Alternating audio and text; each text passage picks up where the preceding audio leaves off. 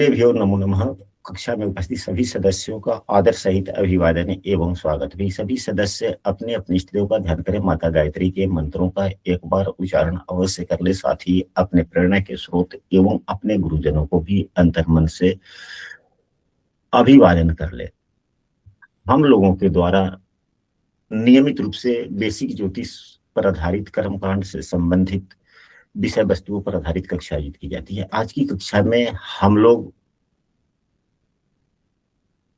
अग्निवास का मुहूर्त कैसे देखें, होमाहुति जैसे अग्निवास किस चीज के लिए लोग देखता है, तो हवन करने के लिए अग्निवास का मुहूर्त देखता है।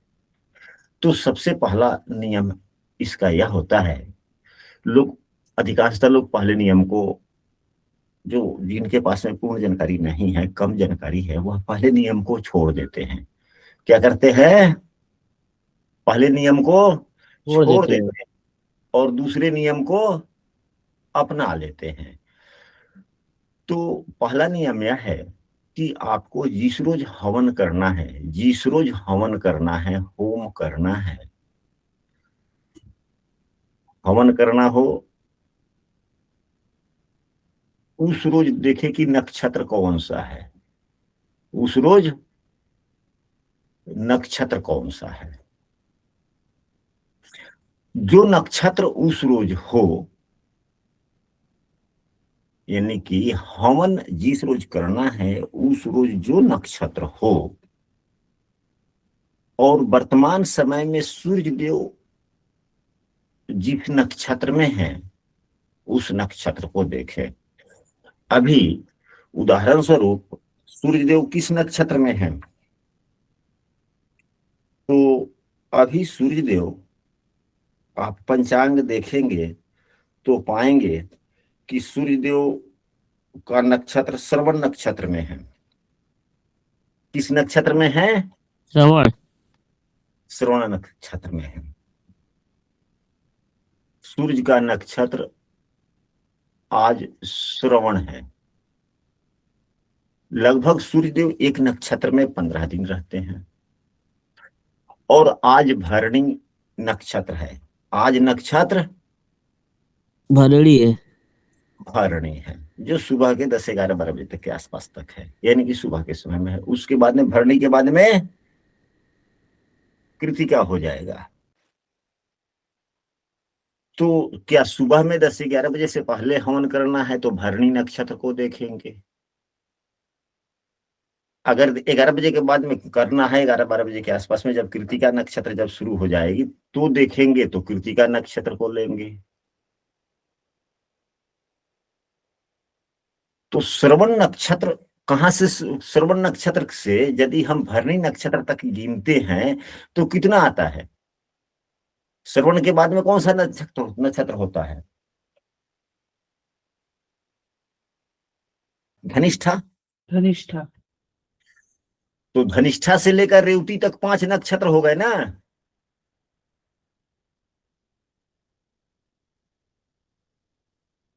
धनिष्ठा, पूर्वा भाद्रपद, उत्तरा भाद्रपद, धनिष्ठा, शतभिषा, पूर्वा भाद्रपद, उत्तरा भाद्रपद, रेवती, यही होता है ना 5 ठो।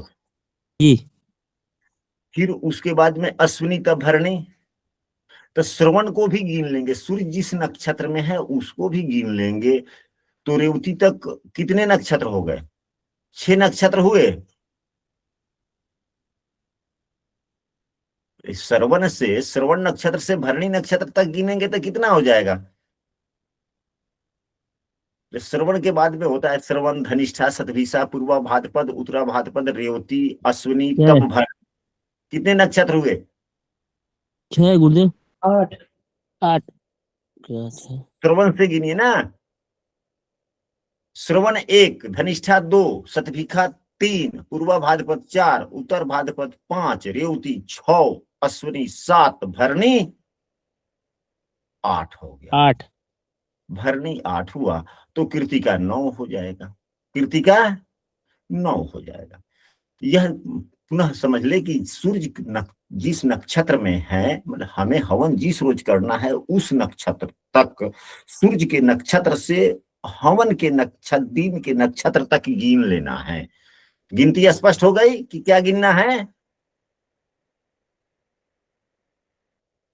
जी गुरुजी, पूरे नक्षत्र के जिस दिन करना है उस दिन के नक्षत्र तक। हाँ जी, तो पहले यही देखना है। पहला सूत्र यह है, दो सूत्र, तीन सूत्र उपयोग किए जाते हैं, दो सूत्र प्रमुख रूप से। तो पहला सूत्र इससे देखने हैं। तो अब यहाँ हुआ 8। अब देखे तो शुरू का जो 3 नक्षत्र होता है, जैसे कि अब श्रवण है तो श्रवण, धनिष्ठा, शतभिखा, शुरू के 3 अशुभ हो गए, फिर 3 शुभ होते हैं, यानी कि 3 के बाद में शुभ हो जाता है 3 तक। फिर उसके बाद में 3 और शुभ है, यानी कि शुरू के 3 खराब होते हैं और फिर 6 सही होते हैं, फिर 3 अशुभ हो जाते हैं। तो अब यहां से देखे 3 छोड़ दीजिएगा तो 6 और यानी कि 9, तो 3 छोड़ते यहाँ पर 8 है, यहाँ पर 9 है। तो यह भरणी और कृतिका वर्तमान में दोनों ही नक्षत्र आहुति वाला मुहूर्त में बन रहा है। हम इन यहाँ पर हवन कर सकते हैं शास्त्रीय नियम से। पहला नियम समझ गए?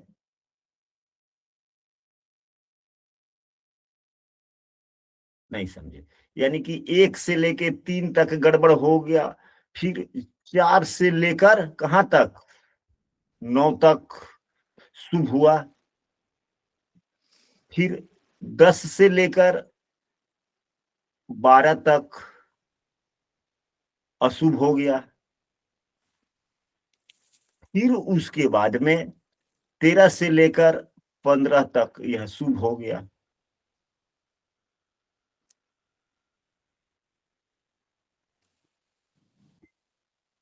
फिर 16 से लेकर 18 तक यह अशुभ हो गया, फिर 19 से लेकर 21 तक, 19 से लेकर 31 तक यदि अगर संख्या बनता है तो शुभ हो गया, और 22 से लेकर 27 तक, यानी 22 से 27 तक 6 नक्षत्र बने ना, 22, 23, 24, 25, 26, 27, 6 नक्षत्र, यह गड़बड़।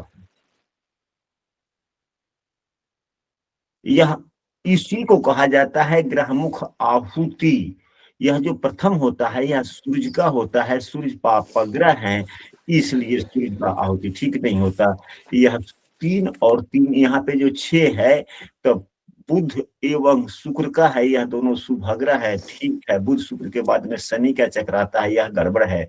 शनि के बाद में चंद्रमा का आता है, यह शुभ है। यह मंगल का है, यह भी अशुभ है। यह गुरु का है, यह ठीक है। और यह राहु केतु का होता है, राहु एवं केतु का यह गड़बड़ हो गया, यानी कि शुभग्रह। तो अब यहाँ पर तो हम लोगों ने देख लिया, यह ठीक है। अब इसके बाद में दूसरा नियम है, जो गिनती के आधार पर हम लोग देखते हैं कि शुक्ल क्या ये देखते हैं, क्या क्या करना है। तो तिथि और वार संख्या को जोड़ा जाता है। इसे देखा जोड़ा जाता है, तिथि वार वार। हाँ, सही का तिथि वार युक्ता कृतप्ता से गुना गुने भ्रे भूभि बह निवास, यही तो सूत्र है। तो तिथि एवं वार को गिन लेते हैं। तिथि एवं वार को जोड़ते हैं। तो आज तिथि कौन सी है? नौमी तिथि है। नौमी तिथि है। तो नौमी तिथि है या शुक्ल पक्ष का है ना? जी गुरु जी। तो शुक्ल पक्ष में 15 नहीं जोड़ते, तो यह 9 का 9 हो गया। दिन आज कौन सा है? मंगलवार है। जी गुरु जी। तो मंगलवार कौन सा दिन होता है, दूसरा या तीसरा? तीसरा। तीसरा। तो 9 3 12। फिर इसमें एक और जोड़ दे, सही का एक तिथि, तिथि वार माने दिन युक्ता, यानी कि जोड़ दे कृतप्ता शिशे गुणे भ्रे भूमि वाहनिवास। तो इसमें एक और जोड़ देंगे, 13 हो गया, 4 से भाग दे देंगे, क्या हुआ? 4 3 12 एक शेष बचा, एक बचा। तो यह गड़बड़ हो गया। यदि शेष 0 या 3 बचता है, शेष 0 या 3 बचता है तो ठीक है, तो यहां पर नहीं बना। तो दोनों ही कायदों से, यदि दोनों ही कायदों से अगर दिन बनता है तो होमाहुति के लिए अच्छा मुहूर्त होता है। दोनों में कोई एक हुआ तो क्या है? गलत हुआ, गड़बड़ हो जाएगा। गड़बड़ हो जाएगा। देखिए संतोष जी खूब अच्छे बोलते हैं, गड़बड़ हो जाएगा। तो एक शेष बचे या 2 शेष बचे तो ठीक नहीं होता है। यदि एक शेष बचता है तो अग्नि का वास स्वर्ग में होता है। कहाँ होता है? स्वर्ग में होता है। यदि 2 शेष होता है तो अग्नि का वास कहाँ होता है? पाताल में होता है। पताल। यदि स्वर्ग में होता है तो बीमारी देता है, प्राणनाश देता है, यानी कि समस्याएं देता है, मृत्यु तुल्य कष्ट देता है। यदि पाताल में होता है तो धन नाश करता है।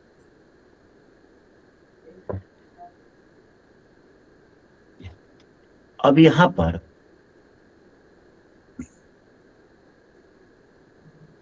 इसके लिए कई परिहार भी बतलाए गए हैं हमारे शास्त्रों में। परिहार क्या है उसकी हम लोग चर्चा कर लेते हैं। परिहार में यह बतलाया गया है कि विवाह, यात्रा, व्रत, गोचरेशु, इस प्रकार से दुर्गा विधाने सुत प्रसुतौ परिचिंत नियम, ऐसे करके श्लोक है। तो उस श्लोक का भावार्थ यही है कि विवाह यात्रा, कोई हम व्रत कर रहे हैं, ग्रहों के गोचर की शांति कर रहे हैं, चूड़ाकरण कर रहे हैं, उपनयन वगैरह कर रहे हैं, ग्रहण लगा हुआ है, हम वहां पे ग्रहण के बाद में अगर हम करते हैं हम लोग, तो दुर्गा पूजन में सुत प्रसूत, यानी कि संतान के उत्पत्ति के समय अग्निवास का विचार करना चाहिए। नहीं किया जाता।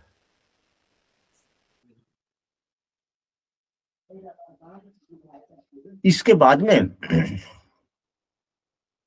यह भी शास्त्रों में कई जगह वर्णित है, यह शास्त्रों में वर्णित है कि विवाह उपनयन की तो बात हम लोगों ने पढ़ ही लिया। विवाह, उपनयन यानी कि जनेऊ, दीक्षा, सीमंत काम कर, देवी कार्य, वास्तु शांति में भी अग्नि वास नहीं देखा जाता। अगर वास्तु शांति कर रहे हैं, पापग्रह के भी मुख में आहुति होती है, तब भी कोई बात नहीं। नित्य कर्म, अगर हमें प्रतिदिन अगर हम हवन करते हैं तो हमारे लिए दैनिक कार्यक्रम हो गया, दैनिक हो गया, तो वहां पे फिर अग्निवास नहीं देखते हैं। अपने कुल देवता का अगर हम पूजा कर रहे हैं तो अपने कुल देवता की पूजा के लिए भी नहीं देखना। ऐसा भी श्लोक है कि व्रत बंधे विवाहे च नवरात्रे च नित्य के कुलार्चने धीमा नौ, ऐसे करके श्लोक है।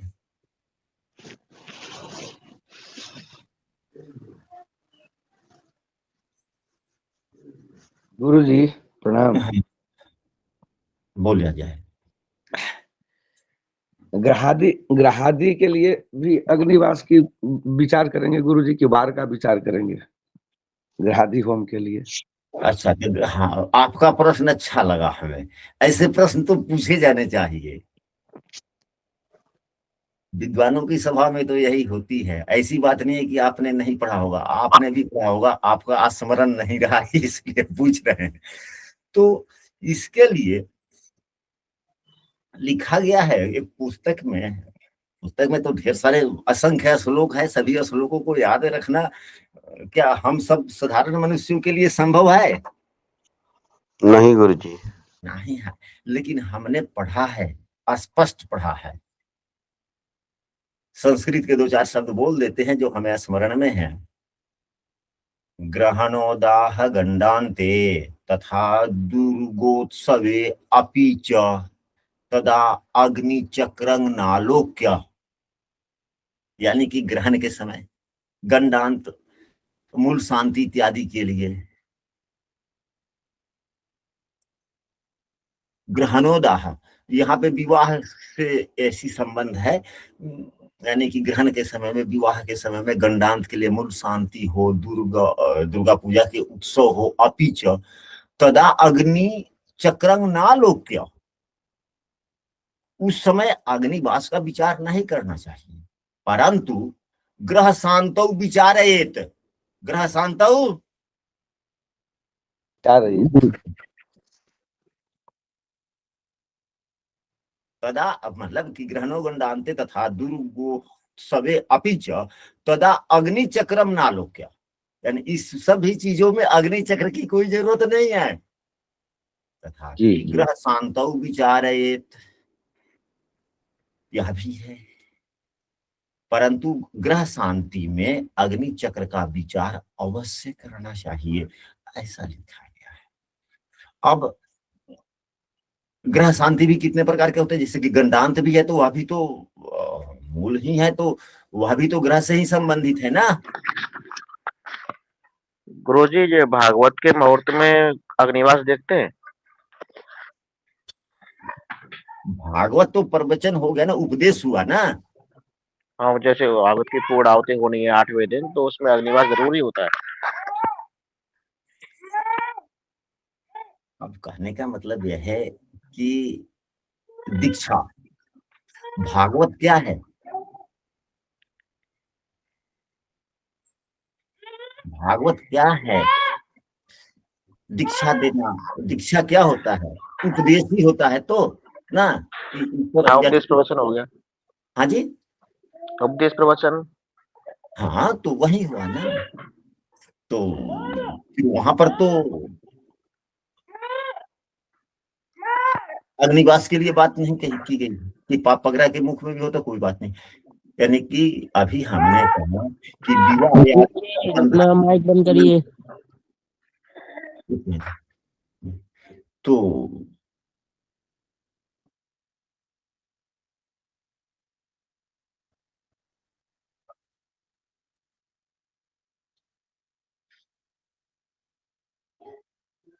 अब इसके बाद में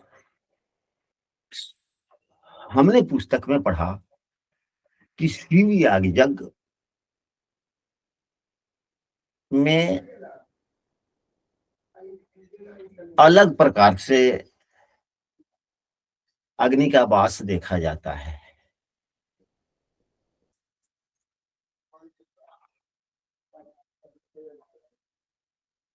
वहां क्या रहता है, तो वहां पे 3 चीज जोड़े जाते हैं शिव याग यज्ञ के लिए। 3 चीज जोड़े जाते हैं, क्या? तो एक तिथि, दूसरा वार, तीसरा नक्षत्र, इन तीनों को जोड़कर उसमें 16 कला जोड़ा जाता है। 16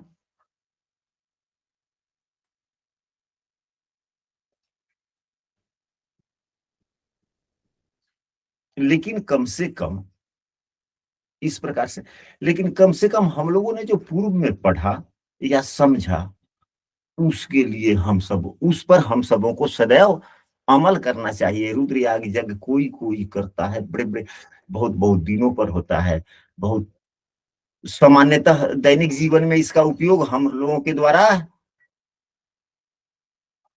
नहीं होता। नहीं होता। रुद्र याग के लिए अलग आहुति चक्र है, विष्णु याग के लिए अलग यज्ञ का चक्र है। जिस विष्णु यज्ञ के लिए हमने पढ़ा था कि तिथि वार नक्षत्र के योग करके उसमें 18 जोड़कर 4 से भाग दे, अगर शेष 3 या 0 बचता है तो ठीक है। रुद्र यज्ञ के लिए तिथि दिन नक्षत्र को जोड़ करके उसमें 16 जोड़े, 4 से भाग दे, 3-4 शेष आवे तो उत्तम है। तो जितने बड़े यज्ञ होते हैं उतने